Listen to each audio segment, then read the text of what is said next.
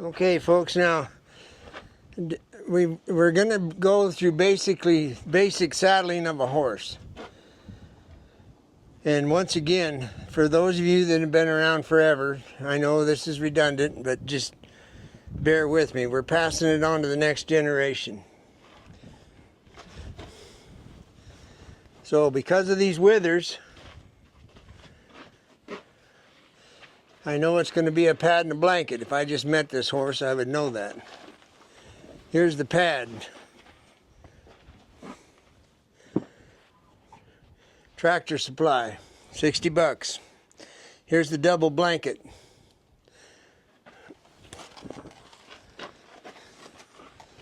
And I'm going to aim for here with my gullet. You're always better off if you have pads sticking out the front of a saddle than like a sheep herder sticking out the back of it. Because everybody that's been around a sheep camp has taken in groceries and you find a saddle blanket laying in the road because the fat horse, because a lot of herders, they just walk, they lead them, or the horse follows them around dragging the reins.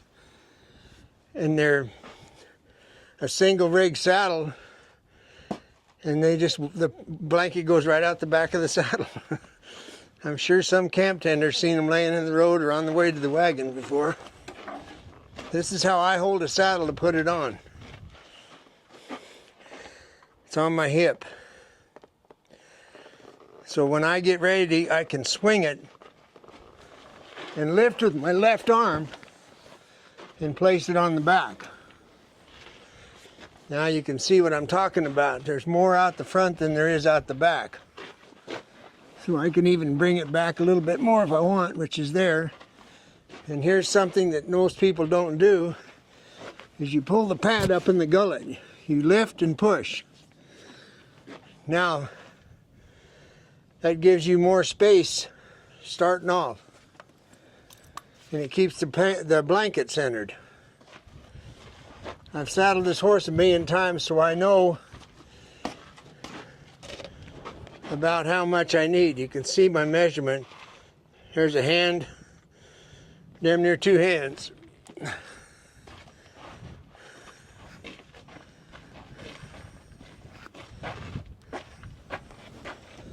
When I'm on this side, I just know in my mind where the center line of the back is, and I take the cantle, because a lot of times they're cocked like this when you throw them on. So you just push it over and line this up with the center of the tail.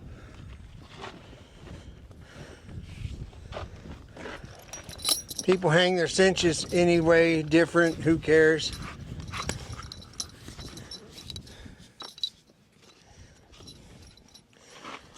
Now this is, you've seen the other video how you thread the off billet the way I do it. Because I ride a lot of different horses. If I just had one horse, I probably just wouldn't worry about it. But what I want to do, rule of thumb, is this D-ring needs to be on off center to this side, which you can see it is. So when I tighten it, it's going to end up in the center.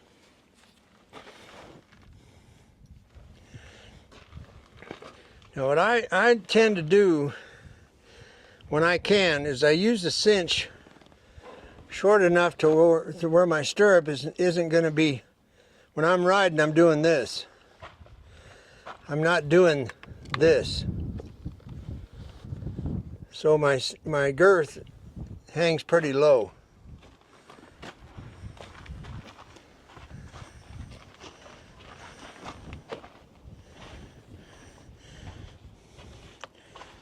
The inside tip on the latigo is when you unsaddle them, you always push it like this. And that way when you get ready to saddle your horse and you thread it, all you got to do is pull the end. A whole lot of people do this whole thing, and it's just a waste of time.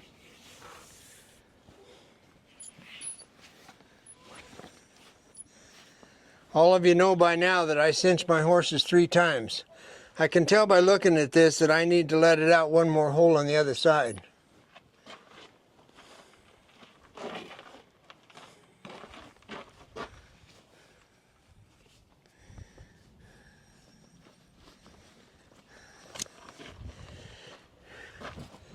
That's actually to my advantage because of where I like my cinch to go. Now you'll notice I've got a slight angle on mine because mine is a 5/8 rigging.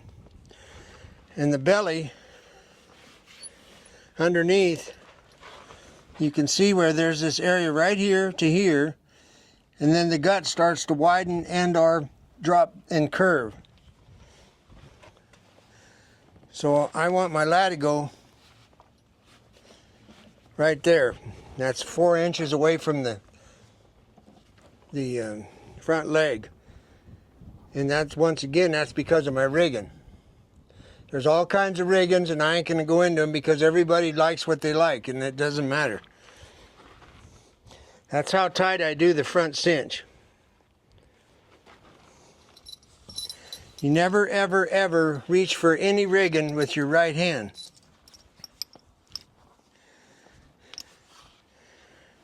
You know, if I didn't know this horse, that's how tight I'd put it. This is what we call a martingale in the California world. Unlike a breast collar, but it works the same purpose as a breast collar. It's for pulling. And here's a very important point about the gear on a saddle.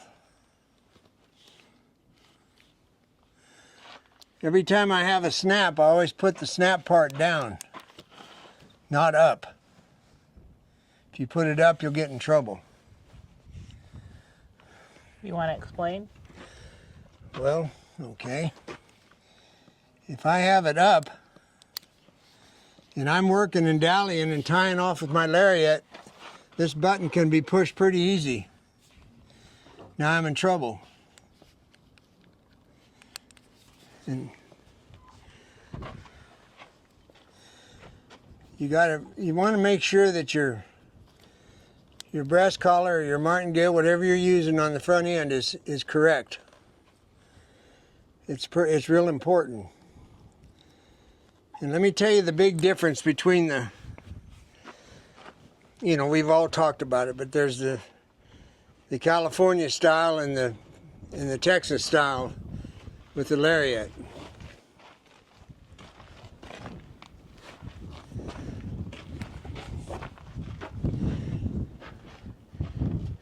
The California style of roping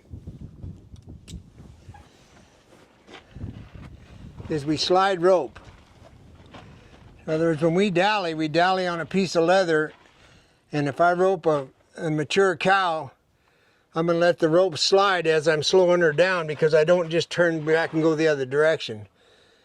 I'll let the rope slide around my saddle horn and let it run through my hand. We've been over this 1,000 times. And one of the stories about the martingale and the 5/8 rigging is that because we don't tie off hard, we don't have to have a cinch as tight as you do if you tie off hard. Because you can't afford tied off hard to jerk a saddle down on the side of a horse. You know, all the guys that I know a lot of good hands from Texas, and that's just the way it's done. And their rigging is set up farther ahead so they can make sure that the pressure on the horn is equal when they cinch them up, correctly for doctrine. So this also, something a lot of people don't understand, is this strap right here. You'll see a little slack in it because as I go to work and I'm riding, going up and down mountains, the saddle's going to move just a little bit. So you don't want that tight.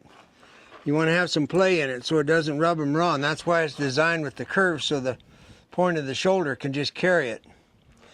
But a big part that a lot of people don't actually know is that this piece of leather right here, if this saddle, heaven forbid, was to fall off, in other words, you have a big wreck and you get dumped and the horse takes off running and the saddle goes under a tree or something, and then the saddle starts to slip. This strap is what keeps it from going all the way under the belly. It stops it about here.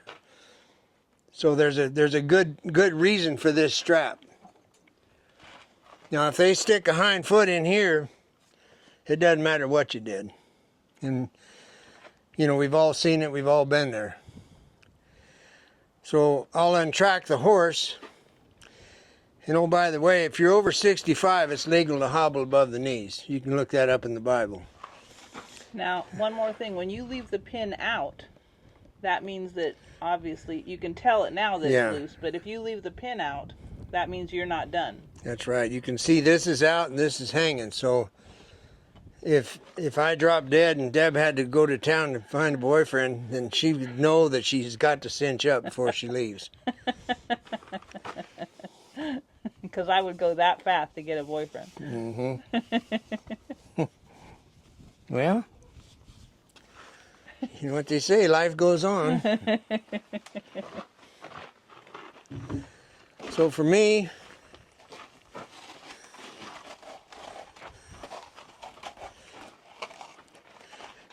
left hand.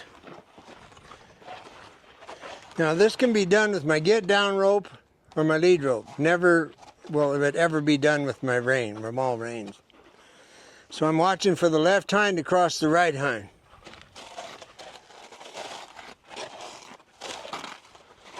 Once it's crossed, then I know I can cinch the saddle again.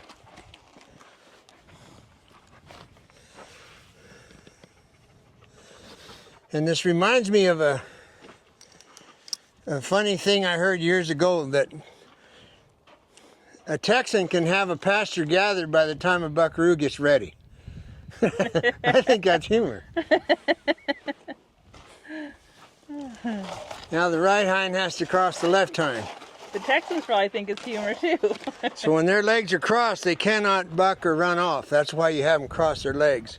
And if you've ever worked on ranches and they hand you a bunch of dinks, you dang sure know how to do what I just did. And if they start gathering around to watch you get on a horse? Yeah. So everybody's on their horse real quick. Now, did you see what his left front foot did? That's a bad habit. I put it back.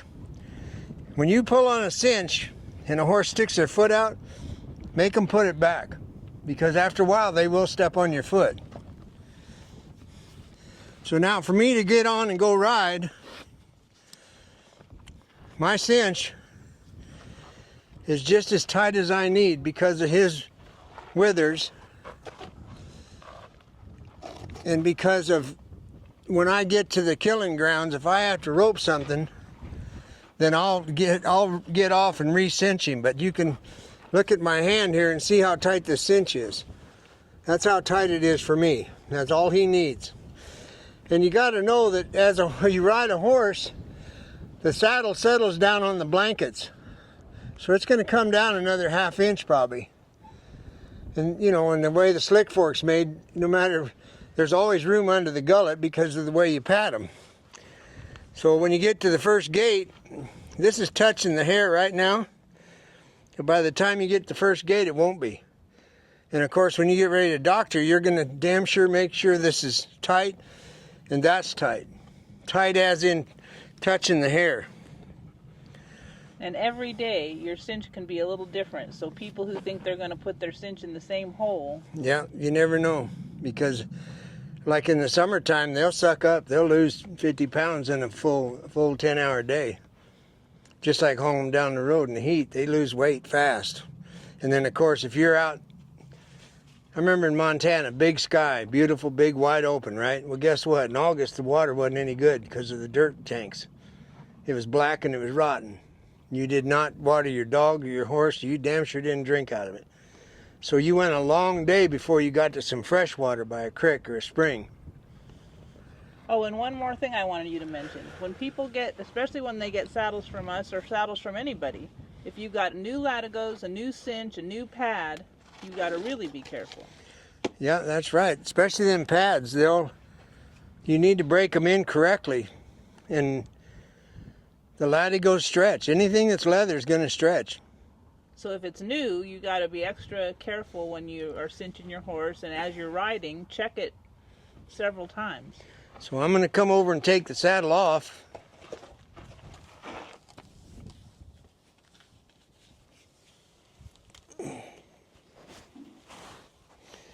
And I never leave a horse when I hobble it. In other words, I've stood with him ever since he was born,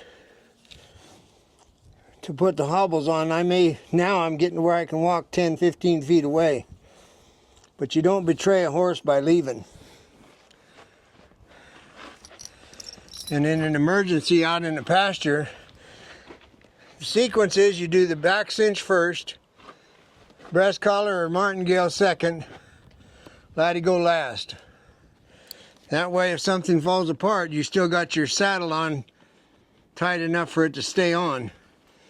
Because I've watched people over the years in a hurry, and they'll do this one and they'll forget this or this, and then they jerk the saddle and it ain't pretty after that.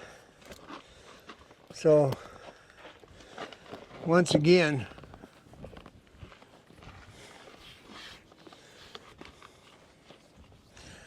I'm standing this direction so you can see on the camera.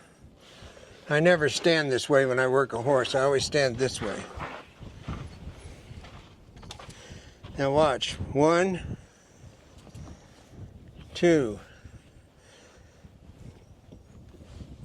And you can leave it here, or you can lock it.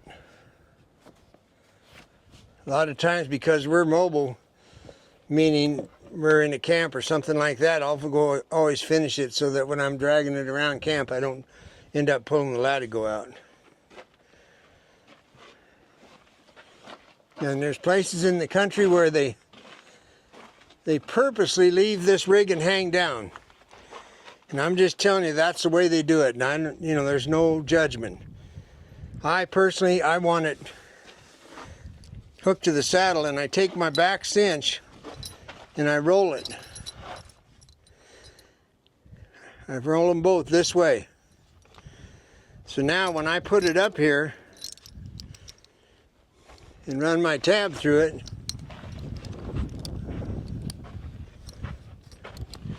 it dries out quicker. There's more air gets in there. That's why I roll them.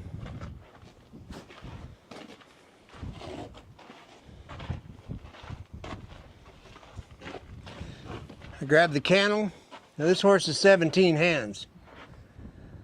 And here's another thing that people that haven't been doing this very long understand what you need to do. And by the way, stay as close to you can as your saddle rack. Trying to climb up in a trailer holding a saddle is not too smart. Right hand, left hand. Left arm under the pad. Right hand, cantle, not blanket. Cantle only. As I bring it off, the cantle stays, the blanket drops. I slide the saddle on, I grab the blanket, and in this country, because we have no humidity, I put the pad and blanket on exactly how it's going to sit on the horse. And it will be dry in minutes. I know where you live where there's humidity and you got to use felt pads and rubber cinches and all that. Change your zip code.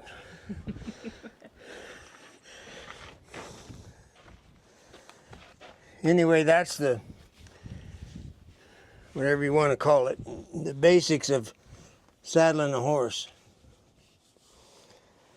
And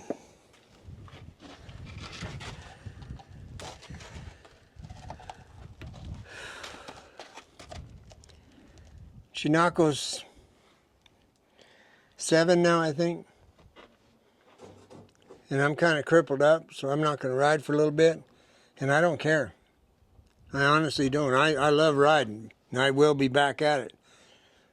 But Deb and I just mentioned this morning how much, over time, how much gentler a horse gets. When he's 10, he'll be done. So you notice I don't have to go to futurity, and I don't have to knock hell out of him getting there when he's 3. So that's the beauty of a ranch horse. And so if he's off for a month or so, he'll be just fine. So he'll be just fine. And you untrack him, you get on, and you walk off. And then as soon as you walk off 10 feet, you back him up. This is how I reintroduce a spade bit horse when it's been off. I'll back him up, I'll walk forward, I'll back him up. And the third time, when I take my legs off him, he'll walk backwards, and I'm back on the payroll. You don't have to go through a whole bunch of groundwork and the flag and the Pirelli step 1 through 7. You don't need any of that crap. You just ride your horse. Thank you.